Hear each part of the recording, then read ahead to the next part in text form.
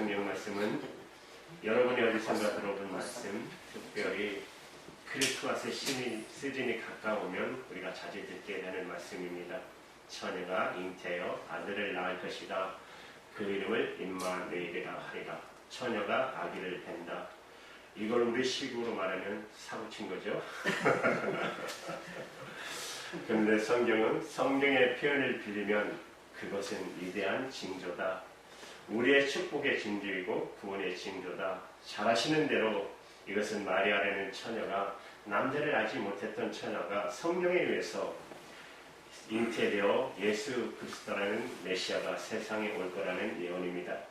저는 이야기를 할 때마다 생각나는 분이 있어요. 여러분도 잘 아시는 분이죠. 이런 예 많이 들어보셨을 거예요. 이 예화는 코미디언 구봉수 장로님 아시죠? 원조.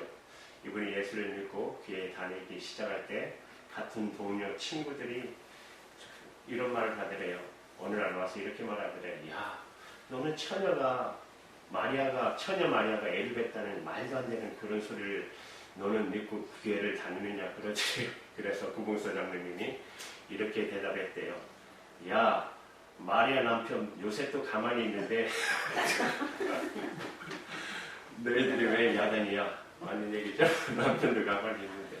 하지만 아직도 질문이 남잖아요. 도대체 구세주라는 예수 그리스도가 마리아 몸을 통해서 이 땅에 왔다는 사실이 왜 축복의 징조 그리고 위대한 징조가 될 수 있다는 말입니까? 그 비밀은 그녀를 통해서 낳을 아기의 이름에 있어요. 이사야 선지자는 그 이름이 뭐라고 그랬어요? 임마누엘이라고. 그런데 신약 성경 첫 번째 책 마태복음에 보면 여러분 천사가 모세에게 말을 통한 예수님의 오심을 예언하면서 이렇게 말하는 걸로 되어 있지 않습니까? 마태복음 1장 21절에 보시면 아들을 낳으리니 이름을 예수라 하라. 이는 그가 자기 백성을 그들의 죄에서 구원할 자신입니다. 그러니까 예수님의 본래 이름이 예수이라는 거예요. 예수, 아까는 임마누엘이라고 했는데 여러분들 다 예수님의 이름이에요. 예수는 공식적인 이름입니다. 예수님의 진짜 이름은 예수이고 임마누엘은 일종의 그분의 미션, 사명입니다. 사명을 나타내는 이름이라고 할 수 있어요. 예수의 뜻은 여러분 구원이라는 뜻이에요. 그 이름을 예수로 하라. 그가 구원자로 이 땅에 오셨다는 것을 우리에게 보여주는 중요한 이름인 것입니다. 그런데 성경은 거기서 끝나지 않고 이제 마리아를 통한 예수님의 잉태와 출산이 그 후로부터 700년 전에 여러분 이미 이사야 선지자에 의해 예언의 성취임을 우리에게 보여주고 있다는 사실입니다. 마태복음 1장 22절 23절 말씀 우리 같이 읽어볼까요? 시작. 이 모든 일이 된 것은 주께서 선지자로 하신 말씀을 이루어하시니 이르시되 보라 처녀가 잉태하여 아들을 낳을 것이요 그의 이름은 임마누엘이라 하리라 하셨으니 이를 번역한즉 하나님이 우리와 함께 하시다. 여러분 이 선지자가 누구죠? 이사야 선지자 아닙니까?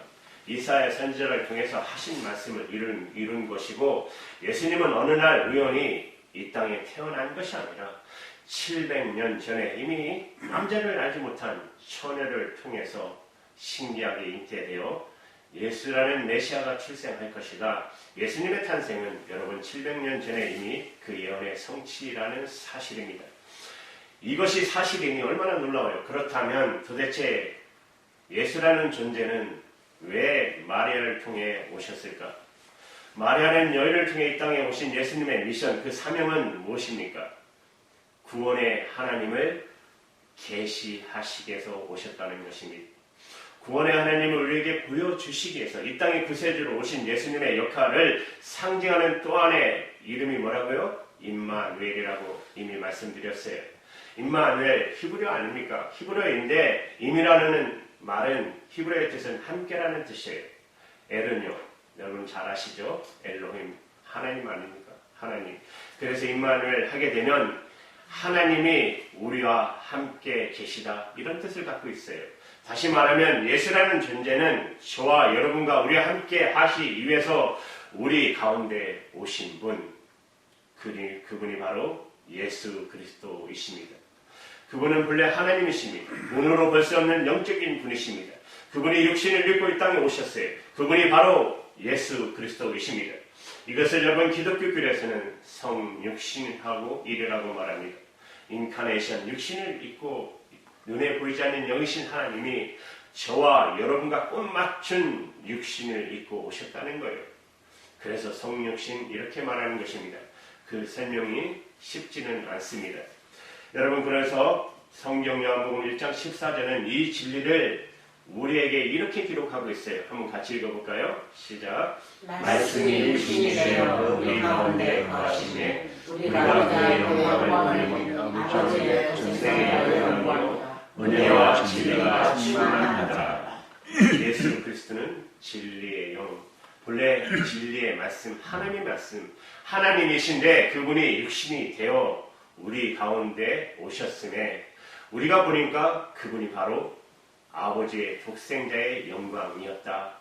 여러분, 이어지는 말씀 보시면 요한복음 1장 18절은 이렇게 선언하고 있습니다. 같이 있습니다. 시작. 원래 하나님은 사랑이었으되 아버지 품에 있는 독생하신 하나님을 나타내셨습니다. 아무도 하나님을 본 사람이 없었어요. 그런데 그 하나님을 나타나 보여주시기 위해서 오신 분, 인간이 되어 오신 분, 그분이 예수 그리스도이십니다. 그러니까 하나님은 어떤 분이신가? 정답은 하나밖에 없어요. 예수님과 같은 분. 성경의 예수를 보면 하나님이 어떤 분인가를 여러분 우리는 알 수가 있는 것입니다. 자, 여러분, 그런데 예수 그리스도는 하필이면 처녀 마리아를 통해서 오셔야 할 특별한 이유가 있습니까? 여러분, 그분의 사명 미션이 뭐라고 그랬어요? 인류의 죄를 구원하기 위해서, 죄로부터 건져내기 위해서, 구원하기 위해서. 구약에 보면 여러분, 옛날에 이스라엘 백성들이 죄를 졌을 때 하나님 앞에 속죄의 제사를 드리지 않았습니까? 시시때때로 속죄의 제물을 하나님에 드렸어요. 그런데 속죄의 제물은 조건이 하나 있었어요. 할 수 있는 한 흠과 티가 없는 제물을 바쳐야 했어요. 그래야 그 제물이 우리의 죄를 대신해서 온전한 제물로 바쳐지고 하나님은 그 제물을 받으신 대신에 우리를 용서해 주셨어요. 이제 완벽한 인류의 구원, 그 구원을 위해서 거룩한 속죄의 제물이 되기 위해서 오신 분, 예수 그리스도. 그분은 인간의 죄성에 대한 DNA 영향을 받지 않는 거룩한 몸으로 오셔야만 했던 것입니다. 이것이 바로 예수 그리스도의 천의 탄생 혹은 동정녀 탄생의 신학적인 의미인 것입니다. 그분은 이제 우리와 같은 몸을 입고 이 땅에 오셨지만 처녀 마리아에게 성령으로 잉태하심으로 죄 없는 인간으로 오셔서 죄 있는 인간을 위한 속죄의 거룩한 제물이 되어 십자가에서 자신의 몸을 드리심으로 그분이 대신 하나님의 심판을 받으시고 저와 여러분을 구원하시는 속죄의 제물이 되셨다라는 사실입니다. 원래 하나님의 아들이신 예수, 그분이 하나님의 아들이, 사람의 아들이 되어 이 땅에 오신 그 가장 중요한 이유는 여러분 다시 반복하면 볼 수 없는 하나님을 보여주시려고, 그리고 죄 속에 빠져있는 우리를 구원하기 위한 속죄의 제물로 오셨다라는 사실입니다. 2000년 전에. 그래서 예수님이 이 땅에 오셨다라는 거예요. 구원자 하나님이 우리 가운데 오셨다라는 거예요. 예수님의 미션, 사명, 하나님을 보여주시려고, 계시하려고 오셨다라는 사실입니다. 이제 하나님, 예수님의 사명, 그분은 하나님의 현존을 경험하기 위해 오신 것입니다. 하나님의 현존, 그것을 하나님의 임재를 우리가 체험할 수 있도록 해서 오셨다라는 사실이에요. 저는 지금까지 예수님께서 이 땅에 오신 첫 번째 미션, 사명은 구원의 하나님을 계시하려고, 보여주시려고. 그런데 이제 또 하나의 미션은 바로 우리로 하나님이 함께 하신다는 것, 그 하나님의 임재를 이 땅에서 구체적으로 경험하도록 하시기 위해서 오셨다라는 사실입니다. 저는 이것이 복음이라고 생각해요. 복음의 진수라고 생각해요. 여러분 생각해 보세요.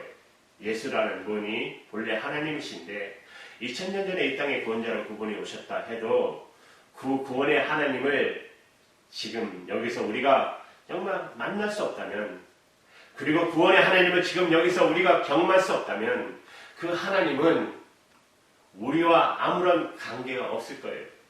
실제로 그렇지 않습니까? 아무 경험도 없는데. 그러나 그의 이름은 예수 구원자일 뿐 아니라 또 하나의 그의 이름이 뭐라고요? 임마누엘, 우리가 함께 하시려고. 그래서 함께 하시는 그분을 경험하며 살도록 하기 위해서 오셨다라는 사실이에요. 그렇다면 문제는 저와 여러분이 어떻게 이런 하나님을 경험하며 만났으며 살 수 있습니까? 우리가 신앙을 체험하는 일을 위해서 가장 필요한 것이 있다면 그것은 이성 이상으로 감성입니다. 여러분, 유명한 철학자 파스칼이라는 사람은 이 사람은 이런 말을 했어요. 우리가 하나님을 경험하기 위해서는 이성 이상의 더 중요한 장소가 있다. 그것은 마음이라고 그랬어요. 우리는 머리로는 하나님을 이해하기 어려워요. 그 하나님을 체험하려면 머리에서 가슴까지 내려와야 한다는 거예요. 세상에서 가장 긴 여행은 뭐냐? 머리에서 가슴까지 내려오는 것. 파스칼은 이런 말을 했어요. 우리 마음에 예수님을 영접하면, 예수님을 모시고 기도를 시작하면 하나님이 경험되기 시작한다. 하나님의 임재가 경험되기 시작한다. 이것은 인생으로 우리가 경험할 수 있는 최고의 행복이다. 이런 말을 했어요. 파스칼은 여러분 한때 사교 생활에 빠졌던 사람입니다. 그런데 사교 생활이 자기에게 아무런 행복을 주지 못했어요. 한면에 빠진 그는 사교 생활을 중단하고 다시 주님 앞으로 돌아옵니다. 기도를 시작합니다. 오늘날 밤 하나님의 현존을 깊이 체험합니다. 하나님의 은혜가 단비가 마음에 부어지기 시작합니다. 1654년 1월 13일에 자신의 메마른 영혼에 은총의 단비가 부어지던 이 거룩한 체험을 밤 10시부터 12시 반까지 2시간 반 동안 경험하는 쓴 책이 바로 파스칼의 방세에 보면 그날 2시간의 경험을 그는 이렇게 기록하고 있어요. 들어보세요. 자기 마음에 불이 임했다는 거예요. 그는 철학자의 하나님, 과학자의 하나님이 아니다. 아브라함의 하나님, 이삭의 하나님, 야곱의 하나님, 나의 하나님이다. 확신, 직감, 기쁨, 평화, 예수 그리스도의 하나님, 의로우신 하나님. 세상은 당신을 알지 못하여도 나는 당신을 알았나이다. 기쁨의 눈물. 영생은 유일한 참 하나님과 당신이 보내신 예수 그리스도를 아는 것입니다. 예수 그리스도. 물론 여러분 그리스도인들의 기독교인들이 하나님의 임재를 체험할 때 그 체험은 매우 다양할 수 있습니다. 똑같이 체험하는 것은 아닙니다. 파스칼처럼 어떤 사람은 하나님의 현존을 내 마음에 임하는 강력한 불꽃처럼 하나님을 체험할 수도 있습니다. 때로는 아침 이슬처럼 임하는 정한 평화로 하나님을 만날 수 있습니다. 때로는 우리의 끈끈한 땀을 씻어주는 가을의 상쾌한 바람처럼 다가오는 하나님을 만날 수 있습니다. 때로는 내 마음 깊은 아픔에 한불을 어루만지는 속상임으로 그는 다가올 수도 있습니다. 때로는 고통스러운 내 눈물의 샘을 적셔주는 하얀 설수건같이 나를 찾아올 수 있습니다. 때로는 실망과 낙심에 무너져 주저앉은 내 손을 살며시 잡아 일으키시는 굳세지만 한없이 부드러운 손길로 그분이 다가올 수 있습니다. 때로는 끝나지 않을 것 같은 이 캄캄한 밤, 그런데 밤에 카튼을 열고 살며시 임하는 새벽빛처럼 그분은 우리에게 다가올 수 있습니다. 여러분, 중요한 건 이겁니다. 모든 그리스도인들이 예 없이 한 사람도 빠짐없이 그가 가짜가 아니고 진짜 크리스찬이라면 그들은 저마다 예수를 믿는 순간부터 평생에 거쳐 하나님의 임재를, 하나님의 함께하심을, 하나님의 임재를 경험한다는 사실을 믿으시기 바랍니다. 이것이 바로 복음인 것입니다. 저에게 임했던 하나님은 뭐라고 할까요? 아주 종 훈련되는 것처럼 기도 중에 앞에서 다가오실 때 스파크 일어나는 것처럼 그런 소리가 들려가면서 할 때 처음으로 성령이 하나님을 만났던 기억이 있습니다. 예수님의 마지막 유언을 여러분 기억하십니까? 이 땅이 떠나기 전에 마지막으로 주셨던 말씀, 여러분 마태복음 28장 마지막 6절 한번 같이 읽어볼까요? 시작. 볼지어다 내가 세상을 날까지 너희와 항상 함께 있으리라. 믿으십니까? 그렇게 하나님이 나와 함께 하시는 삶, 이런 삶이 여러분 필요하지 않으세요? 그 하나님이 나와도 그렇게 함께 해 주셨으면 좋겠다. 그런 마음, 그런 생각 없으십니까? 한 권사님이 병원에 입원하셨어요. 병이 깊어서 창밖에 요란해서 창밖을 내다보니까 바로 병원 앞 학교의 운동장에서 운동회 하는 것 같았어요. 물에서 잠깐 병원에 나와서 산보를 갔어요. 가보니까 마침 장애인들이 운동을 하고 있었어요. 그런데 가만히 보니까 다리를 절고 있는 어린 소녀 하나가 트랙에서 지금 뛰고 있어요. 잘 뛰고 있는데 가만히 보니까 그 옆에 한 여인이 함께 뛰고 있었어요. 트랙 밖에서 같이 뛰는 거예요. 틀림없이 그 소녀의 어머니였습니다. 뛰면서 아들을 응원하는 소리, 진우야 힘내, 조금만 더, 그래 얼마 안 남았어, 조금만 더 힘내 아들아. 오려나는 순간 등수가 문제가 아니잖아요. 아들을 끌어안고 잘 뛰었다, 잘 뛰었어. 그 장면을 바라보고 있던 병원에 입원하고 있던 권사님의 마음이 짠했어요. 병실로 돌아와서 갑자기 편지를 쓰고 싶어졌어요. 자기 아들에게 한 장의 편지를 썼다고 합니다. 이렇게 썼다고 해요. 아들아, 나는 늘 병원 바로 옆에 학교에서 장애인 운동회 갔다가 한 다리를 저는 한 학생 곁에 함께 뛰고 있는 어머니의 모습을 보았단다. 그리고 그것이 바로 나 자신의 모습임을 볼 수 있었단다. 이 어머니가 장기간 병원에 입원해서 너를 잘 돌볼 수는 없지만 아들아, 엄마는 한순간도 내 곁을 떠난 일이 없어. 내 곁에 항상 있었어. 마음으로 기도하며 함께 이 어머니는 뛰고 있었단다. 아들아, 이 엄마는 이 땅에서 그렇게 오래 머물러 있을지 없을지는 모른다. 그러나 이 세상을 하직한다 할지라도 아들아, 잘 들어주기 바란다. 이 엄마는 여전히 너를 응원하며 하늘나라에서 너와 더불어 함께 뛰고 있을 것이다. 더욱 내가 있는 나의 하나님 앞에 드리는 날마다의 기도는 내가 하나님을 알고 하나님이 내 손을 잡고 인생의 걸음을 함께 띄워주는 모습, 그 모습을 바라보며 그 모습을 위해서 나는 오늘도 기도로 응원을 보내고 있단다. 아들아, 사랑한다. 임마누엘의 하나님께 오늘도 너를 부탁한다. 사랑하는 여러분, 이런 하나님이 필요하지 않으십니까? 이런 예수님이 필요하지 않으십니까? 임마누엘의 하나님, 나와 함께 하시는 하나님, 그 하나님을 경험하며 살고 싶지 않으십니까? 오늘 예수님은 다시 한번 여러분을 초청하며 기꺼이 여러분 곁에 오셔서 임마누엘의 하나님이 되어 평생을 함께 하실 것입니다. 그 하나님을 만나고 경험하는 놀라운 날이 되시기를 정말 주님의 이름으로 간절히 축원합니다. 기도하시겠습니다. 하나님,